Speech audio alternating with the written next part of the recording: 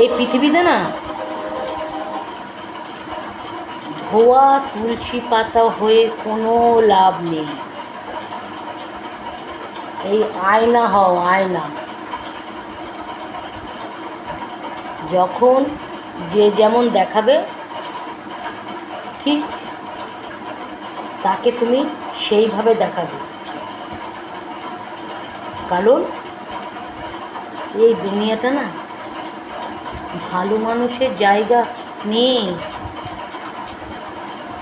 এখানে যে যত খারাপ মানুষ তার পরিধি তত বেশি, আর ভালো মানুষ এক কোণায় পড়ে থাকে। কারণ সবার দ্বারা তো আর খারাপ কাজ করা যায় না বা পারে না, তাই তারা এখন একঘরে হয়ে রয়েছে। তারা তো বদমাইশি অসভ্যতা করতে পারে না না।